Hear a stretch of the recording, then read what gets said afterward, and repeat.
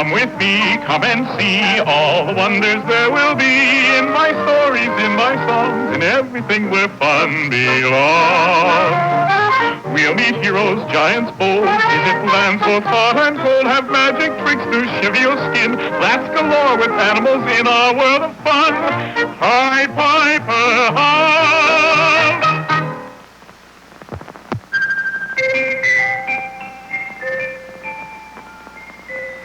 Have you ever stopped to think that toys may have a life of their own? You don't think they do, eh? Well, they have in Storyland. Our tale today is about a little tin soldier who had more adventures in one day than most people have in their whole lives. He was a small plain soldier and had been given as a Christmas present to a little boy who wasn't too pleased. Why, it doesn't move. There isn't even a place to wind it up. Give it to me, then. I've got a ballerina doll that can't do anything either. She just stands there. This silly soldier can guard my doll. All right. I'm going to play with my wind-up soldiers. So the little tin soldier joined the other toys on the playroom table. And even though he couldn't talk, he did a great deal of thinking. How pretty she is. Even though I'm only a common tin soldier, I'll guard her with my life. He has such a kind face.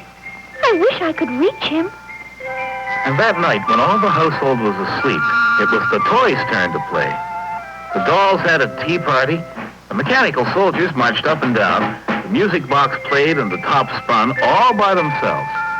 Only the little tin soldier remained steadfastly at attention, and the little doll went on holding out her arms. And neither of them moved a muscle. I will love her as long as I live. How I wish he would stand a little closer. But unknown to them, they had an enemy. I don't like the way they look at each other. The doll is mine. I must get rid of this intruder. The next morning, the boy moved the tin soldier onto the windowsill, and the wicked Jack-in-the-Box saw his chance. I know how to work my own spring. I'll give him a surprise. The little soldier has fallen out. What do I care? He can't move, so he's no good to me anyway. I suppose I should try to call out, but one shouldn't shout when one is in uniform. I wonder if anyone will ever find me. And before long, someone did find him. Hey, look what I've got. He's pretty funny looking. Let's make a boat and put him in it.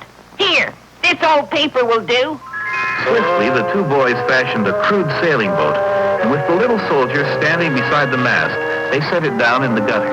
On your way, little man. Look at him go. Look at him go.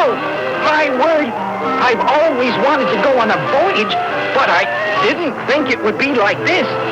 If only she were here with me, I wouldn't care how rough it was. Suddenly, the boat was swept into a covered drain. Dear me, how dark it is. And the water is getting faster and faster. I must remain at attention whatever happens. Then the boat shot out of the drain and into a great canal. And it's starting to rain. This is too much. My boat's beginning to break up. My poor ballerina.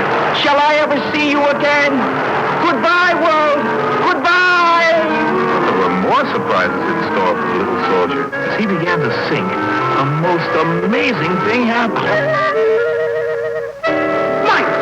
It's dark in here, and how this fish does twist and turn. Someone must have him on the line. How right he was. And now the most astonishing event began. It's awfully quiet all of a sudden. Now what's going on, I wonder? My word, that was close. Why, look at this. Did you ever see such a thing? It looks like my soldier, all right.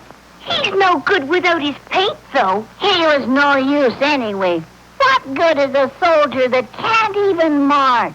I'll stick him up here beside that silly doll. Now at last, the little tin soldier was standing close enough to his lady love to touch her, if he could move his arms. So there they stood. He at attention, and she with her arms held out to him. So near and yet so far. How gallant and brave he looks. If only I could tell him how much I care for him. How sweet she is. And I thought I'd never see her again. But I dare not reach out to her. I'm still on duty, even if my colors have run. But the wicked Jack-in-the-Box was not through with them yet. Sensing their loving thoughts, he became enraged. Gah! Look at them. It's more than I can stand. This time I'll finish both of them. With a terrific spring, he swept them both off the table. What did you do that for? I didn't touch it. You did. Didn't. Together, the sweethearts lay motionless on the floor.